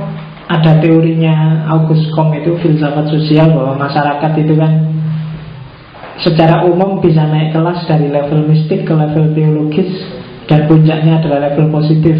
Kamu boleh setuju, boleh enggak, tapi itu sebagai contoh bahwa masyarakat juga harus berkembang dong. Jangan malah setback. Saya takut Indonesia ini setback. Dulu kita levelnya mistik, menjawab persoalan dengan mitos, dengan ideologi-ideologi supranatural. Tapi terus datang agama-agama, maka kita teologis metafisik, punya pijakan agama-agama. Kemudian datang sains, cara berpikirnya positif, berkembang, jadi modern. Tapi kalau kita lihat Indonesia hari ini, mungkin rada mundur lagi. Harusnya sudah positif, tapi kadang-kadang masih mistik. Maka acara TV yang laku adalah acara dunia lain. Film yang laku adalah film horor. Ya kan? Ada film horor itu kan ceritanya sekarang aneh-aneh, dan itu laku gitu. Buktinya laku apa? Produsernya bikin film terus. Ono pocong, dan aneh-aneh sekarang kan pocong keramas, ada pocong goyang pinggul. Supaya kamu dihapusin kok ya gelem gitu. Ya kan? Hantu yang paling kasihan lagi itu apa? Suster ngesot. Kamu kok takut ada suster ngesot? Dia cuma ngesot. Bawa aja paku payung kasih itu. Susah. Karena dia gak bisa ngesot ya. Jadi kamu kok malah takut? Dia cuma ngesot, kamu bisa lari. Kalau namanya hantu itu kan harusnya bisa terbang cepat. Dia cuma ngesot, dan kamu takut dihapusi oleh produser film horor itu. Jadi itu, dan kita cenderung ke mistik lagi. Kalau kamu sakit nggak sembuh-sembuh, mesti mikirnya dukun, mesti mikirnya. Saya nggak. Kalau di Jogja ini TV yang acaranya paranormal apa, pengobatan supranatural itu kan banyak. Jogja TV apa itu kan, tiap sore isinya. Ya, kemarin sore ada yang pengobatan pakai tepuk tangan itu. Iya, jadi ngobati supranatural pakai tepuk tangan. Kalau pluk. Dan banyak yang merasa sembuh, aku ya heran. Kalau nggak sembuh, borgol saya gitu. Tapi semboyannya itu bagus. Jadi kalau tidak ada perubahan, uang kembali. Itu kan susah kan parameternya. Parameternya bukan sembuh loh ya, perubahan. Jadi mungkin bisa berubah tambah sakit, berubah tambah parah. Ya, sebenarnya kan berubah. Jadi kamu nggak bisa nuntut uang kembali, kan kamu berubah. Jadi pinternya dukunnya itu kan gitu. Kalau nggak ada perubahan, uang kembali. Oke, sekarang kita lihat apa sih bedanya common sense dengan science. Kalau common sense biasanya tidak pernah diuji dan diobservasi secara serius, beda dengan sains. Kalau sudah diuji dan diobservasi secara serius, maka common sense itu berubah jadi sains. Ada perangkat berpikir yang kamu miliki, yang selama ini kamu manut saja, sekarang bisa berubah jadi sains. Selama ini kamu percaya secara common sense, mungkin karena kamu nggak ngerti dalilnya, nggak ngerti dasarnya, pokoknya umat Islam itu nggak boleh makan babi tanpa menguji. Sekarang ada penelitian apa bahayanya babi, apa anunya babi ya, terus kamu tahu itu, makanya dia jadi sains. Kalau selama ini cuma common sense. Orang Jawa dulu bilang jangan duduk di depan pintu kalau waktu maghrib, nanti jodohnya susah misalnya. Itu common sense. Tapi mungkin sekarang kamu paham, oh kenapa sih kalau waktu maghrib kita nggak boleh duduk di depan pintu? Oh karena biar nggak masuk angin. Karena waktu maghrib itu kan biasanya anginnya semilir, terus kalau orang duduk di sana terus bisa masuk angin, maka orang dulu bilang jangan duduk di depan pintu. Apalagi kan banyak orang Jawa punya pamali-pamali yang sekarang ketahuan bahwa ternyata itu rasional, ternyata itu bisa diuji dan diobservasi. Misalnya apa ya, pijet bayi itu dulu orang merasa bahwa itu membahayakan bayi, tapi penemuan belakangan terbukti bahwa pijat bayi efektif untuk melancarkan jalan-jalan bayi. Meskipun kamu ngeri loh, pijat bayi itu kadang kepalanya ditaruh di bawah, dipukul-pukul gitu.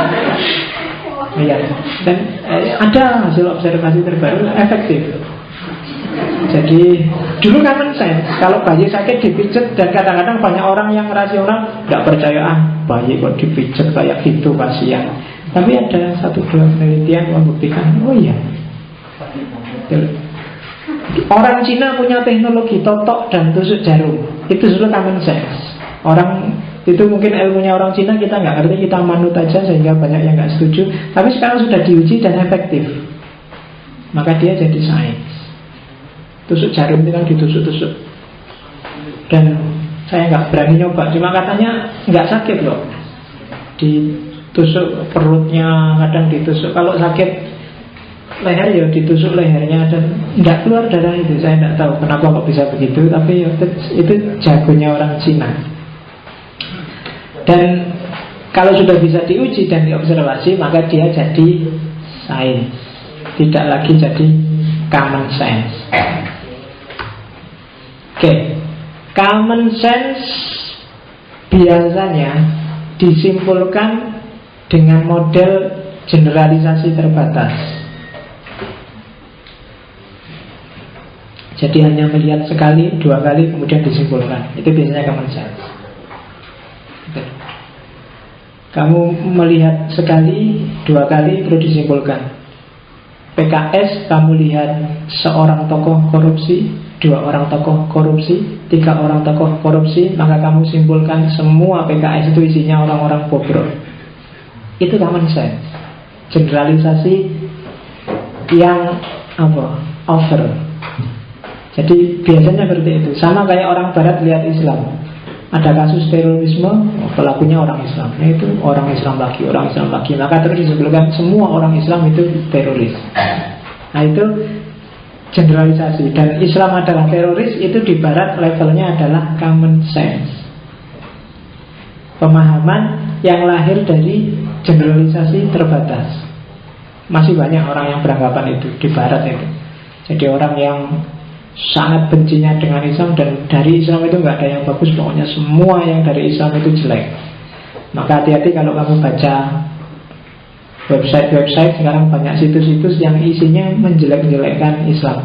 Kamu boleh kritis pada Islam, tapi hati-hati, ada level yang ekstrim yang tidak lagi dekonstruksi terhadap Islam, tapi sudah destruksi. Jadi kan orang itu ada yang apologi, ada yang kritis, ada yang dekonstruktif, ada yang destruktif.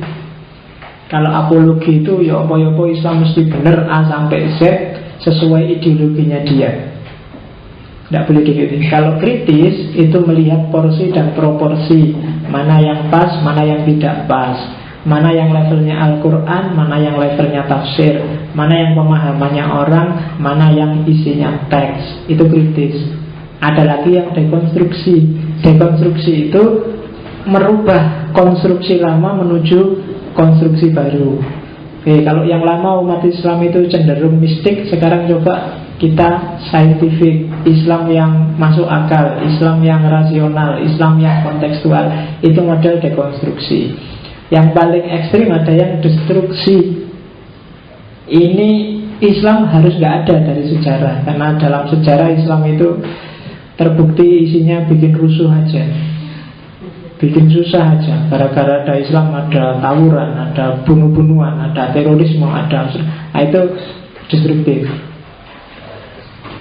Jadi hati-hati di level. Jadi kalau membaca internet kamu harus kritis. Tidak selalu isinya internet itu bagus. Kadang-kadang kamu sendiri bikin makalah jelek aja kan kamu upload di internet, sehingga di kelasmu ketika dapat tugas ngopi paste itu, dosennya sama lagi. Kan kadang-kadang gitu kamu kan, kasihan adik kelasmu. Jadi jangan dijebak dengan makalahmu yang jelek-jelek. Ya. Oke, beda sama Sain. Kalau Sain sebelum melakukan generalisasi dia menuntut bukti yang cukup. Kalau buktinya tidak cukup dia tidak berani menyimpulkan.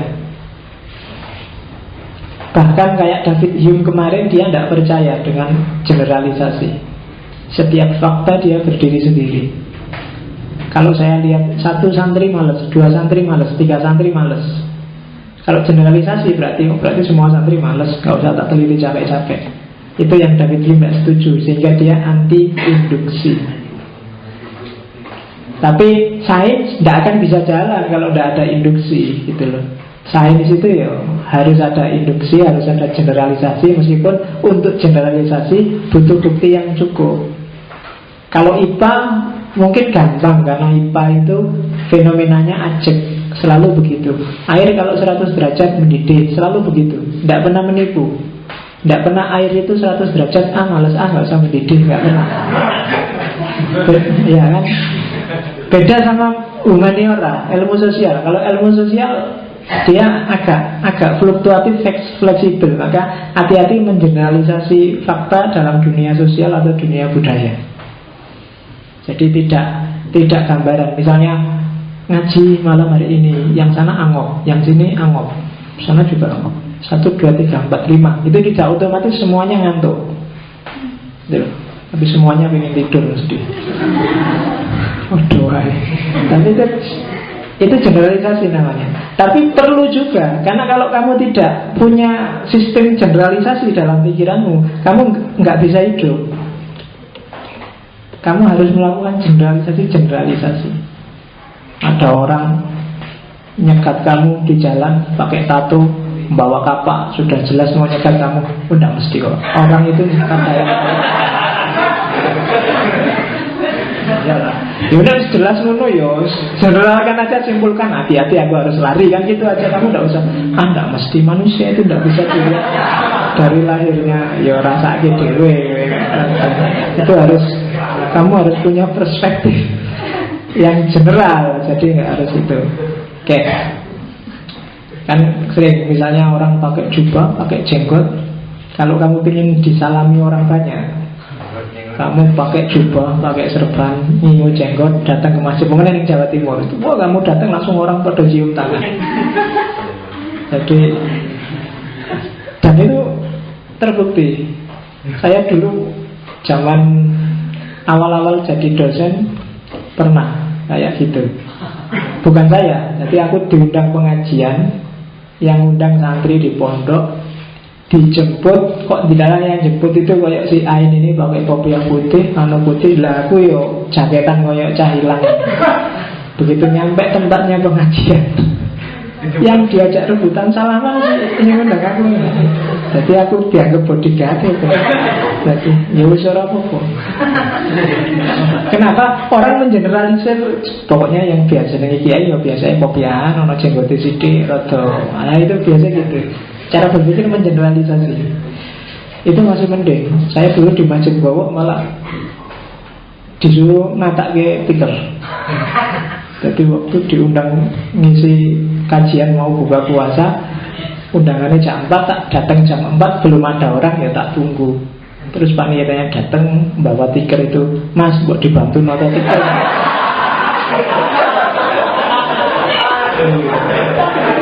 Sadis sekali. Tapi apa sih? Kiai ini tiga nota tikar. Ya kisah selanjutnya nanti. Oke, itu di Masjid Gowok zaman awal-awal dulu. Pernah juga lihat diusir Satpam Sapir Square Hotel itu dulu.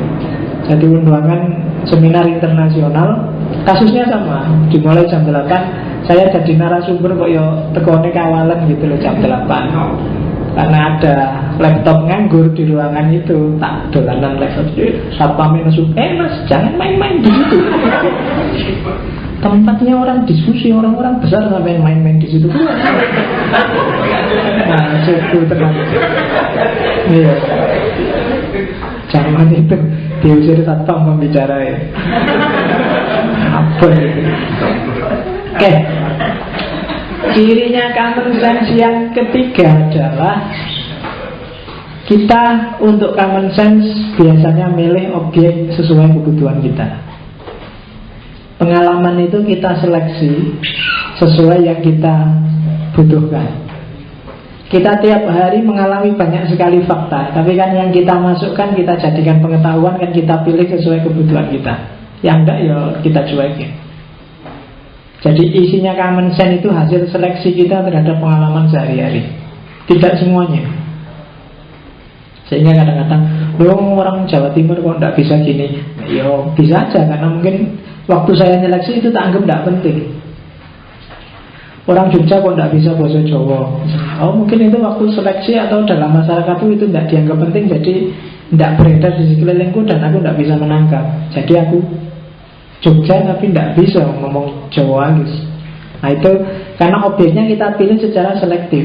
Beda dengan sains. Kalau sains kamu tidak boleh milih, kamu harus komprehensif. Melihat objek itu harus utuh. Tidak boleh sepotong-sepotong biar tidak bisa menyimpulkan, biar bisa menyimpulkan secara pas. Jadi kalau common sense kita milih, kalau sains kita harus objektif. Milih berarti subjektif, sesuai keinginan kita. Kalau sains sesuai dengan objeknya. Kita nggak boleh ngomong versi kita, tapi objek apa adanya. Itu sains. Yang terakhir, common sense itu kalau ada hal-hal yang kira-kira tidak kita ketahui. Biasanya kita ngisi titik-titik yang tidak ketahui itu dengan ngeramal, menebak-nebak, mengira-ira sesuai wawasan kita selama ini. Itu common sense biasanya. Jadi misalnya, kok bisa ya kita harus puasa pada hari kita lahir di weton kita. Itu biasanya kalau kita nggak nemu jawabannya, biasanya kita nebak-nebak. Oh mungkin hari di mana kita weton itu hari ketika, itu nebak-nebak. Jadi kalau ada titik-titik yang kita nggak paham, kita ngarang. Beda sama sains. Kalau nggak ada bukti, kita nggak boleh ngomong apapun. Kalau nggak ada argumen, kita nggak boleh ngomong. Itu sains. Ciri sains yang keempat.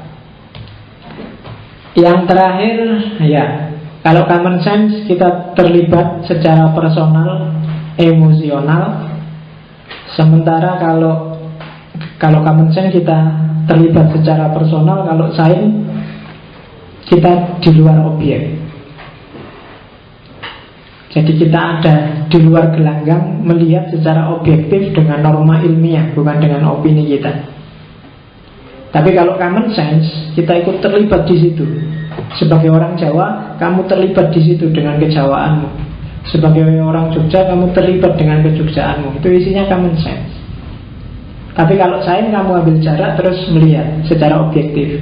Maka untuk bisa objektif, kamu ambil jarak. Apapun itu.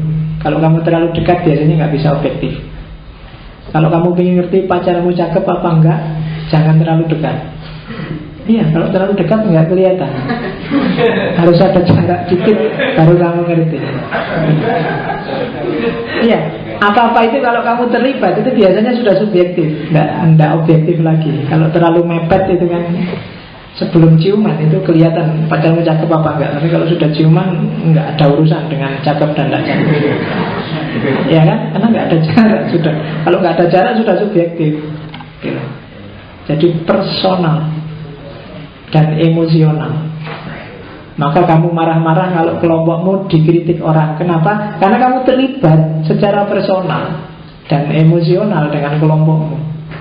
Kalau ingin objektif, coba agak narik sedikit. detachment. Kira-kira maksud sih aku harus marah orang kritik kayak gini, jangan-jangan dia benar. Itu ngambil jarak. Kalau kamu masih terlibat di situ ya mesti wae marah. Sama kayak kamu punya adikmu gegeran sama temennya kan, kalau kamu tidak objektif kan mesti kamu bela adikmu.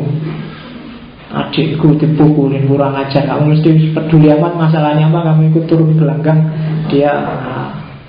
Kamu bantu adikmu mukuli lawannya, nanti kakaknya dia datang karena lebih besar terus kamu lari. Oke, nah itu common sense karena kamu tidak objektif, karena kamu terlibat. Beda dengan sains. Terakhir, ketika kamu terlibat, maka common sense itu sebenarnya dimensinya sebagian besar adalah dimensi emosional, dimensi personal. Dan itu common sense, maka dia adalah salah satu teori dalam menjelaskan emosinya manusia. Itu tak kasih contoh. Jadi teori emosi itu ada 4, yang salah satunya common sense. Saya tidak tahu menurut kamu yang benar yang mana, cuma definisinya tak buang, cuma tak kasih contohnya biar kamu paham kayak gimana sih common sense itu. Jadi ada 4 teori. Ada teori common sense. Yang pertama ada teori James Lange, ada teori Cannon-Bart, ada teori Sachter. Itu teori emosi. Contohnya ketemu ular. Ini yang ngerti mesti orang psikologi. Kalau common sense itu begitu kamu ketemu ular, terus kamu merasa takut, selalu teriak dan lari. Kenapa? Karena secara common sense yang muncul di kepalamu, ular itu menakutkan. Ya kan? Oke, kecuali kamu pawang ular, urusannya beda nih. Beda sama teorinya James Lange. Kalau James Lange ketemu ular, kamu nggak mikir dulu, pokoknya ketemu ular teriak dan langsung lari. Ular langsung lari terus baru takut. Ya, itu teorinya James Lange. Kalau teorinya Cannon-Bart, ketemu ular terus mikir terus begitu mikir langsung takut dan lari. Ular langsung lari, begitu mikir berarti takut dan larinya bareng. Yang terakhir Sachter. Kalau Sachter ketemu ular nggak ada mikir, nggak ada takut, lari dulu. Terus setelah lari baru dipikir, ular ya, kalau digigit takut. Ya, tanggapan emosi apapun itu, apakah itu emosimu selalu begitu? Apakah dari persepsi terus berpikir terus bertindak? Ada yang dipersepsi, bertindak dulu terus diangen-angen dipikir. Ada yang persepsi dan bertindak otomatis terus mikir. Ada yang mikir dan bertindaknya bareng. Nah, itu pengelolaan emosi. Dalam hal tertentu kadang-kadang kamu perlu mikir dulu baru bertindak. Tapi dalam kasus yang lain kamu harus bertindak dulu sebelum mikir. Nggak selalu mikir dulu itu bagus. Dalam konteks darurat kamu harus bertindak dulu. Apa ya contohnya? Misalnya pengetahuan refleks. Refleks itu kamu harus bertindak dulu. Dan itu otomatis, sudah nggak cuma common sense, itu natural. Kamu jalan tiba-tiba nginjek rokok yang masih nyala, kan otomatis kakimu gak. Kamu kan nggak mikir dulu, look, opo iya kan, kamu nginjek apa ya, kok sakit, kok panas. Kan kamu begitu sakit langsung diangkat, baru kamu lihat, oh rokok, pantas sakit, kan gitu. Kamu kan nggak mikir dulu, ini kok sakit, observasi dulu itu. Enggak. Jadi yang emosi itu tidak selalu kamu harus apa-apa dipikir dulu sebelum bertindak. Tapi ada juga yang bertindak dulu sebelum mikir. Karena kalau kamu kesuwen mikir, ada hal tertentu yang nanti kelewat gitu. Bertindak aja dulu. Kadang-kadang kan gitu dalam banyak hal. Oke. Itu common sense untuk hari ini. Kalau ada pertanyaan, minggu depan mungkin kita masuk versi teori kedua dalam epistemologi sosial, yaitu otoritarianisme. Jadi yang menurut saya tiap hari kamu pakai. Jadi sengaja dalam epistemologi ini tak cari tema-tema yang sebenarnya dekat sama kita sehari-hari. Jadi tidak perlu teori-teori yang jelimet, tapi yang akrab dengan kita. Setelah epistemologi selesai, terus kita masuk ke logika, tekniknya. Silakan kalau ada pertanyaan. Ya. Yuk, satu ngacung gue.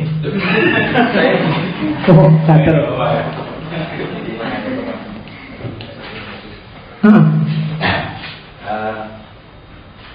Konsen sama saya kiranya seperti membuktikan Al-Quran itu. Saya sebenarnya lagi berpakai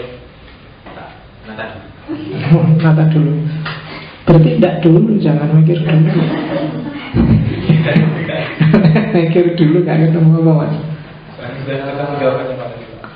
Pertanyaan saya tentang kamar Indonesia itu mengenai mana keduanya yang lebih dominan dalam masyarakat. Artinya, kalau kita berhadapan dengan masalah yang terjadi dalam lingkungan sosial, maka sebagai pijakan untuk menyelesaikan sebuah permasalahan tersebut, kita pakai yang common sense atau kita bersandar pada saya. Gitu. Oke. Kalau yang lebih benar tetap sains, tapi kalau yang diterima oleh masyarakat common sense. Jawaban ringkasnya itu. Cuma common sense itu, sains itu dia bisa jadi common sense kalau masyarakatnya sudah paham. Iya. Tak kasih contoh dulu. Zaman saya di tempat KKN, saya KKN dulu di Kulon Progo, naik melusuk di pelosok itu. Satu hari ada anak kecil yang sakit borok-borok itu, ya kayak luka-luka yang parah yang itu. Nah, itu nggak sembuh-sembuh. Sama ibunya dikasih kayak paramek itu digerus, terus diumur-umurkan di situ. Katanya dia, lu kok dikasih paramek bu? Iya mas, ini katanya pusing terus, jadi dia kasih paramek. Siapa tahu nanti gara-gara pusing itu boroknya nggak sembuh-sembuh dan nanti menyerap sampai kepalanya.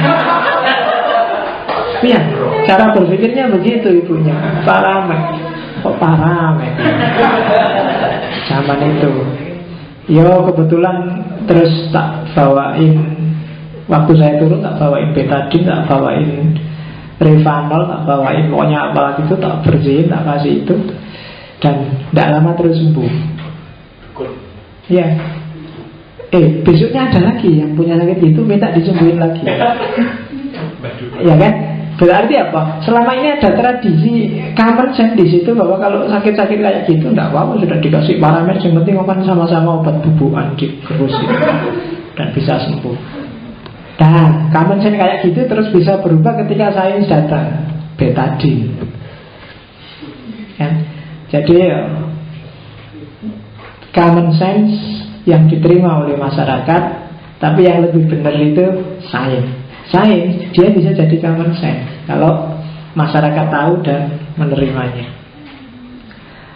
Hantu misalnya, mungkin dalam dunia para psikologi, dunia fisika, dunia mungkin ada teori-teori tertentu yang bisa menjelaskan fenomena hantu bahwa itu sebenarnya bukan hantu tapi energi apa dan seterusnya. Tapi kalau masyarakat nggak menerimanya,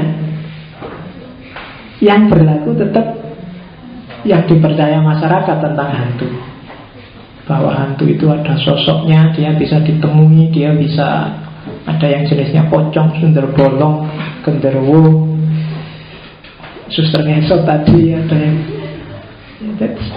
itu yang diterima masyarakat itu. Meskipun sains sudah menjelaskan mati-matian itu cuma energi, itu cuma apalah itu, tapi karena nggak diterima ya nggak jalan. Kalau yang tadi betadine dan paramek tadi jalan, karena masyarakat terus bisa menerima, karena buktinya jelas, orang bisa sembuh. Kesurupan misalnya, psikologi bilang itu sebenarnya histeria massa misalnya. Tapi ya masyarakat melihatnya itu tetap kesurupan, kemasukan jin. Dijelaskan histeria massa juga, mana buktinya histeria massa? Wong buktinya dipanggilin kiai, dibacain doa musir jin, terus akhirnya bisa sembuh. Kalau histeria massa kan harusnya yang bisa menyembuhkan psikolog. Buktinya enggak, kiainya bisa musir, berarti yang benar jin. Karena masyarakat simpel mikirnya seperti itu, enggak jelimet. Jadi seperti dibilang tadi bahwa cirinya common sense itu harus simple. Dia pakai parameter mikirnya simple, karena anaknya bilang boroknya sakit dan pusing. Paramek sekaligus menyembuhkan sakit dan pusing. Kan ditumbuk, ditaruh di obatnya luka. Oke, jadi itu common sense dan sains. Kamu yang ilmuwan mesti lebih percaya sains, kamu yang mahasiswa mesti lebih percaya sains. Tapi saya yakin 90% hidupmu dalam praktik sehari-hari itu sebenarnya isinya common sense. Kamu uji sendirilah. Ya common sense itu selalu nggak rasional loh ya. Cuma hasil introdusir dari masyarakatmu. Kamu ngerti caranya hidup itu dikenalkan oleh masyarakatmu, dan itu isinya common sense. Itu yang bikin kamu ada yang NU, ada yang Muhammadiyah, ada yang suka ini, suka itu, ada yang itu sebenarnya dikenalkan oleh masyarakatmu, oleh lingkunganmu, dimulai dari keluarga. Caramu berpikir, caramu bernalar, caramu menanggapi sesuatu itu dikenalkan oleh lingkunganmu, dan itu common sense. Meskipun mungkin ada 1-2 yang kamu gugat, ada 1-2 yang ketika kamu semakin pintar terus semakin tergerus. Agama mungkin karena banyak yang kamu anggap mitos, mungkin ketika kamu semakin pintar ya banyak yang ditinggal. Dulu ketika kamu masih nggak terlalu pintar, sholatnya lama, ya kan? Kamu sholat ada takbiratul ihram, ada doa iftitah, ada lengkap banget karena baru bisa sholat. Tapi begitu kamu pintar, sholatnya tambah cepat. Ya kan? Takbiratul ihram mau baca doa iftitah, alah iftitah sunnah. Iya kan? Mau baca surat, alah surat sunnah, nggak dibaca juga nggak apa-apa. Lama-lama ya semakin lama semakin cepat.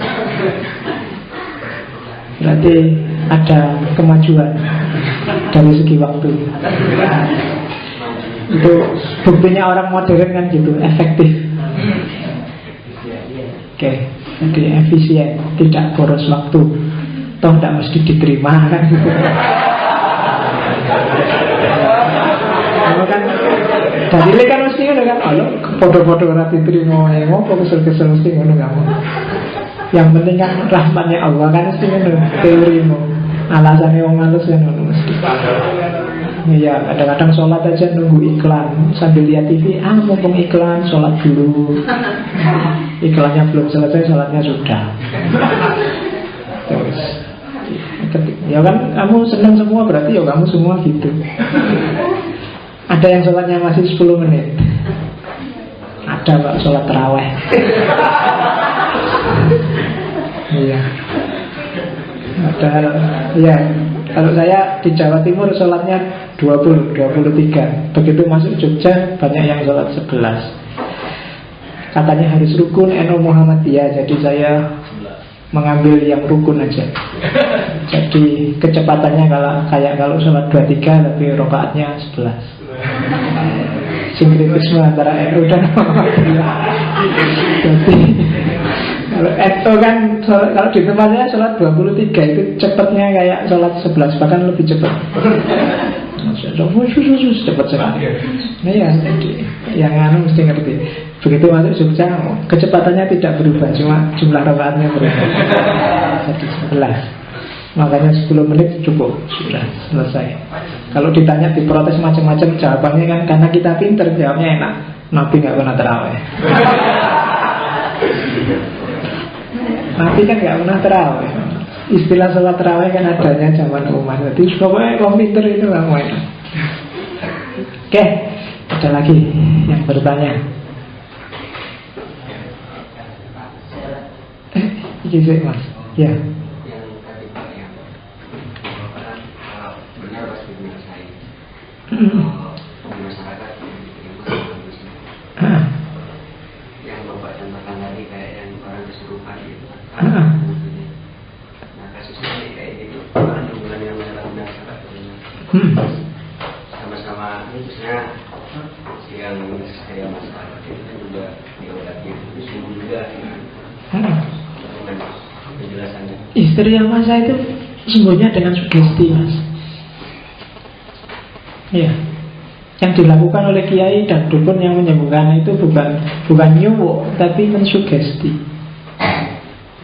Cuma teorinya doa ya, aku tidak terlalu ahli untuk panjang. Cari buku yang judulnya Parapsikologi. Ada itu. Jadi kenapa sains lebih benar? Karena sains itu melalui pengujian, diobservasi, diulang-ulang dan oh ya sama. Kalau common sense itu dipercaya dari biasanya gitu ya gitu. Itu common sense. Jadi pertanggungjawaban rasionalnya mesti lebih unggul sains. Orang yang percaya bahwa itu kesurupan jin disuruh membuktikan, ayo mana jinnya, tunjukkan, gak iso mesti. Tapi kalau yang istilahnya masa, oh tunjukkan sebabnya ini, aksiomanya ini, terus gejalanya ini, itu bisa. Itu enaknya sains. Kalau sains dia terukur, bisa diuji, bisa diobservasi. Sebenarnya kalau common sense nggak selalu begitu, kecuali yang sumbernya sains yang sudah teruji. Kepercayaan pada jin, pada hantu itu kan susah dibuktikan secara saintifik. Agamawan aja yang sangat rasional kan nggak percaya sama jin. Muhammad Abdul itu di tafsirnya dia tidak percaya ada jin. Jin itu daya, kekuatan. Jadi bahkan jin-jin yang jelek itu kalau di Muhammad Abdul itu bakteri, virus itu jin. Jadi kesurupan jin itu berarti kalau kamu kena flu itu berarti kesurupan jin. Iya, kamu lihat di tafsir Al-Azhar itu. Jadi virus, bakteri itu bagi dia jin-jin itu. Jadi kalau bayanganmu jin itu tinggi besar punya tanduk, nggak pakai baju deleketok, enggak kayak gitu kalau bagi. Nah cuma itu memang tidak bisa dibuktikan secara saintifik. Yang bisa membuktikan saintifik itu sains dengan teorinya. Ada sih teori-teori sains yang membahas dunia-dunia gaib, tapi khas mereka biasanya menyebutnya energi lah, biasa menyebutkan medan apalah gitu. Tapi tidak seperti kamu yang ada sosoknya, ada orangnya, ada. Itu sains. Ya, Mas. Yang tadi. Oh ya, Mas. Oh ya, tanya cara kedua Pak ya, kualitas antara komakap. Saya telat, jadi nggak tahu dari pertama. Common sense dengan sains itu lebih atas mana? Terutama membahas masalah efektivitas apa ya, untuk menyampaikan pada tujuan misalnya. Ini Pak, berangkat dari mungkin kalau boleh disamakan Pak ya, common sense sama zauq itu apa ya? Apa paralelnya? Zauq maksudnya rasa. Iya, kalau ikut ini Pak, kalau katanya Mullah Sadra, epistemologi kebenaran itu ada 3. Imam Aliyah ada kalanya menggunakan isyraq atau zauq, ada kalanya menggunakan istidlal sains, dan ada kalanya hikmah, wisdom. Jadi ada wisdom. Jadi itu tingkat kebenaran atau tingkat kualitas untuk menyampaikan kebenaran itu tinggi mana antara common sense dengan common sense kalau kayak katanya Plato itu pengetahuan paling dasar, paling awal, bahkan disebut paling rendah. Kalau bahasanya Ghazali saya sebut di situ at-tabadur ilal fahm. Nggak senjelimet Mullah Sadra, nggak seruwet konsep zauq, tapi pengetahuan-pengetahuan dasarmu sebagai bekal hidup praktis nyata, itulah common sense. Jadi yang paling simple dalam hidupmu, yang makanya disebut common. Common itu umum, bahasa Arabnya common itu awam. Meskipun kamu filosof yang pikirannya jelimet dan rumit, begitu kamu keluar ruangan kelas filsafat, kamu harus berpikir common. Kamu harus berpikir biasa, seperti orang lain. Kalau enggak, kamu tidak akan bisa dipahami masyarakat. Betul. Makanya tadi di antara ciri-cirinya common sense adalah titik 2 itu, memungkinkan dia dapat berkomunikasi dengan warga masyarakat di sekitarnya. Bekalmu itu. Kalau kamu di angkringan, kamu tidak mungkin kan ngomong, Pak angkringan, kalau sampean masak teh itu jangan gampang percaya, skeptik dikit dong. Misalnya orang iso, dia tidak akan paham apa itu skeptik. Kamu harus sesuai bahasanya dia. Kalau tadi pakai ordinary language, bahasa masyarakat sehari-hari. Kalau kamu keduren, tidak paham masyarakat, atau kerendahan juga tidak paham, harus pas. Dan itu yang pas itu ya common sense itu, bekal hidupmu sehari-hari. Maka tadi harus ada breakthrough untuk bikin masyarakat naik kelas. Kalau masyarakat naik kelas, ya terpaksa kamu harus menyesuaikan dengan mereka. Kalau tidak, kamu terkucil. Semakin masyarakat semakin pinter, kamu semakin enak memasukkan. Kalau kamu misalnya Mula Sadra tadi yang jelimet eksistensialis macam-macam, ceramah aja coba di masjid khutbah Jumat, mesti mabuk masyarakat. Ngomong apa? Mesti gitu. Iya kan? Nah, common sense. Jadi kalau kamu di masjid, ya common sense ngomong sesuai dengan level pengetahuannya masyarakat. Karena begitu kamu naikkan dikit, mereka bingung. Kamu turunkan dikit juga bingung. Jadi maka kadang-kadang ilmuwan-ilmuwan itu kalau turun ke lapangan disuruh ngomong, masyarakat tidak paham. Yang laku itu kiai-kiai kampung, ngomong asal-asalan, dagel, malah laku. Kenapa? Karena mereka paham common sense-nya masyarakat. Saya ngomong kayak gini, kalau odenya tak ganti simbah-simbah kalau ibu-ibu. Itu mesti dia ngobrol dewe. Itu ngomong apa pembicaranya, mesti gitu. Kalau dia diam mungkin bukan karena paham, tapi masa sih ngomong wis kesel. Mesti gitu. Jadi harus lihat. Makanya kalau kamu dakwah, lihat Bikotri Ukulihim itu maksudnya ya perhatikan common sense-nya. Kalau orangnya levelnya kayak gimana, ya di situ kamu tinggal. Kalau enggak, orang enggak paham. Kalau enggak paham, namanya kamu enggak bisa komunikasi dengan mereka. Dan ini termasuk isu epistemologi sosial, karena kamu dibentuk oleh itu dan kamu hidup di situ. Meskipun seperti saya bilang tadi, kamu enggak boleh pasif dong. Kamu harus bikin breakthrough. Breakthrough itu cerdaskan masyarakat, biar dia naik kelas dan kamu bisa lebih tinggi. Ya syukur-syukur kalau pelan-pelan nanti ternyata masyarakat bisa dikasih tahu Mula Sadra, semuanya ngerti tentang filsafat misalnya. Lu kan enak. Saya ngalami kayak gitu di Iran.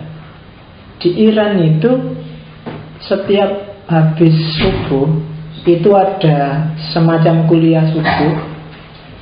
Tapi jamaah subuh itu kalau ke masjid subuh tidak cuma datang sholat, tapi mereka bawa buku.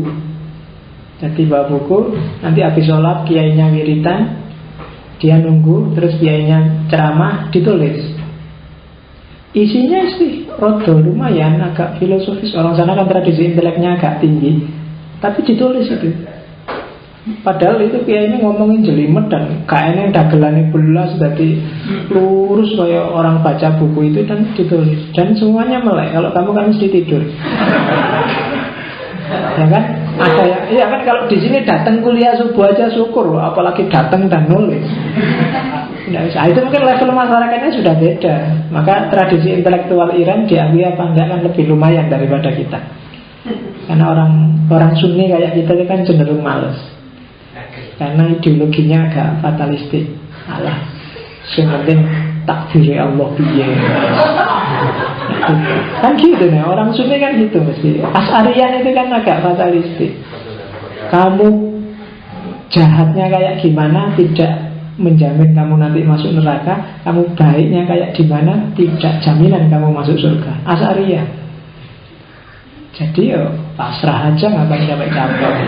Kan itu beda sama Syiah yang agak Mu'tazilah. Cara berpikirnya agak progresif.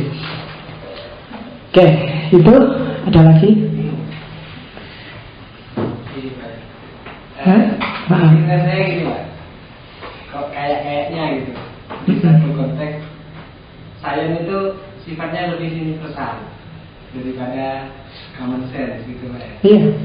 Gitu Pak. Iya. Nah cuman itu tadi bukan ini Pak, cuman Sandra pernah nyinggung Kalau kita ingin merajut kesepemahaman dengan orang lain, maka gunakanlah common sense. Di kitabnya Hikmah At-Tasyir. Loh iya. Karena berarti lebih universal common sense. loh udah. Pakai common sense biar dipahami oleh orang yang ingin dia sepaham dengan kamu. Kalau pakai bahasa sains yang dia nggak paham, ya kamu nggak akan bisa nyambung sama dia. Kan itu aja poinnya sebenarnya. Nggak ada hubungannya dengan mana lebih universal. Ini hubungannya dengan komunikasi dengan orang lain. Kalau kamu komunikasi dengan orang lain pakai di level sains, sementara sains ini tidak jadi bahasa mereka, kamu tidak akan bisa nyambung dengan mereka. Yang bisa nyambung pakai common sense. Nggak ada hubungannya dengan universalitas, justru hubungannya dengan lokalitas. Lokalitas masing-masing common sense. Kalau ngomong sama teolog, pakai bahasa teologi. Kalau ngomong sama filosof, pakai bahasa filsafat. Maka akan nyambung. Kalau kamu filosof pakai bahasa teologi, akhirnya tawuran. Kayak Ibn Rus sama Ghazali. Yang satu pakai bahasa teologi, yang satu pakai bahasa filsafat. Tabrakan lah, tahafud dan tahafud falasifah. Jadi level kajiannya beda. Kenapa? Ya karena level sainsnya beda. Kenapa Ghazali lebih bisa diterima oleh zamannya di era itu? Karena Ghazali paham common sense. Ghazali masuk dengan tasawuf ketika Islam sedang redup, ketika Islam sedang kalah. Dan orang kalah lebih gampang dimasuki tasawuf. Iya kan? Common sense-nya masyarakat yang kalah itu kan lebih enak dikait tasawuf. Tenang aja, dunia adalah penjara bagi umat Islam. Ya kan? Yang penting besok kita di surga jaya. Menderita sekarang tidak apa-apa. Iya. Maka Ghazali laku.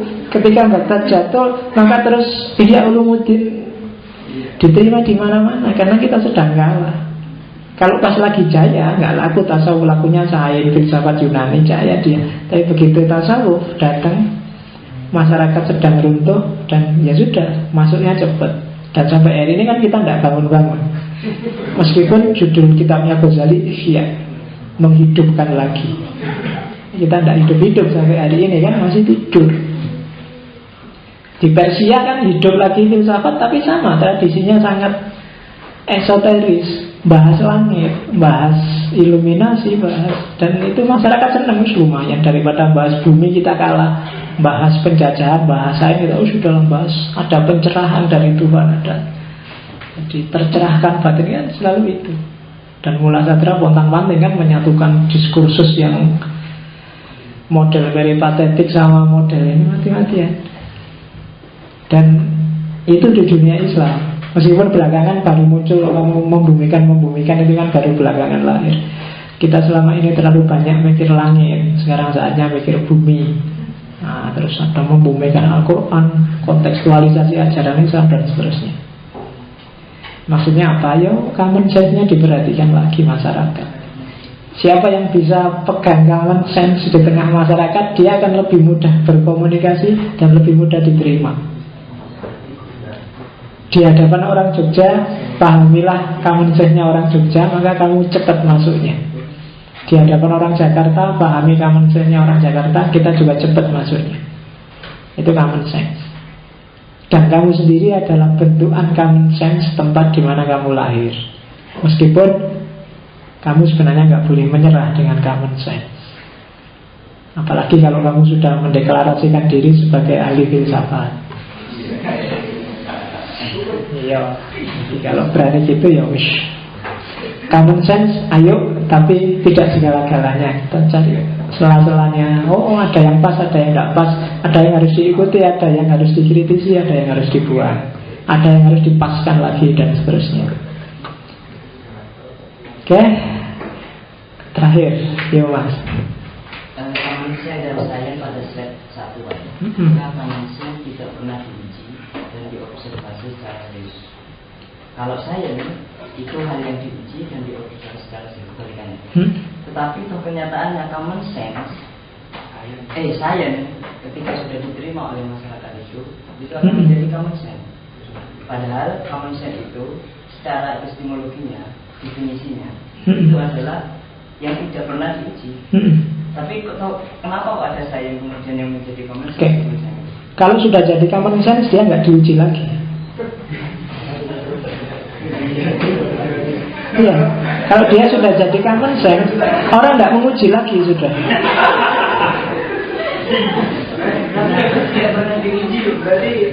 Loh iya, ketika namanya sudah common sense dia tidak diuji lagi. Padahal substansinya keluarnya common sense itu adalah dari sains. Iya, sains itu sains itu diuji dan diobservasi, tapi hasilnya tetap tentatif loh sains itu. Dan selama dia masih sains, dia besok bisa ganti dari A bisa jadi B. Tapi begitu dia dideklarasi jadi common sense, masyarakat sepakat dan setuju itu, merubahnya mati-matian itu. Karena ketika dia sudah jadi common sense, orang anggapnya wis mesti benar menurut itu, nggak mungkin berubah. Berarti secara simulasi sudah dibuka sedikit begitu. Apanya? Bukan tidak pernah, tapi tidak perlu. Bukan tidak perlu. Jadi common sense-nya itu tidak pernah diuji. Yang diuji kan ketika statusnya dia jadi sains.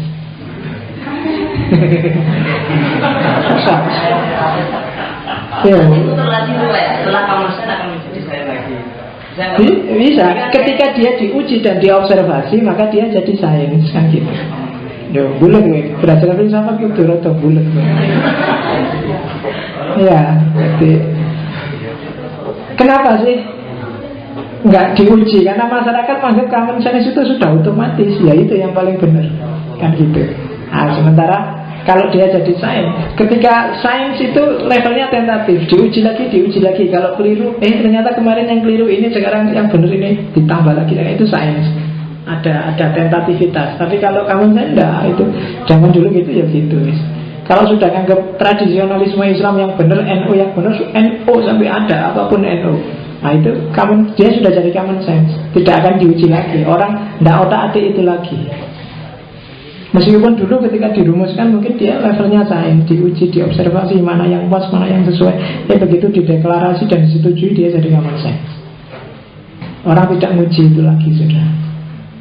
Nah itu common sense. Ada yang lebih dahsyat lagi. Kalau tadi saya bilang bahwa kita hidup itu sebenarnya disetir oleh common sense. Common sense dan sains dalam praksis sosial itu sebenarnya lebih dari setengahnya coraknya adalah otoritarianistik. Ikut otoritas. Kayak gimana otoritarianisme kita ketemu minggu depan. Ya, kalau banyak-banyak kamu bingung. Ini aja kamu sudah bingung. Oke ya, saya akhiri sekian. Insya Allah kalau nggak ada halangan kita ketemu lagi Rebu depan. Assalamualaikum warahmatullahi wabarakatuh.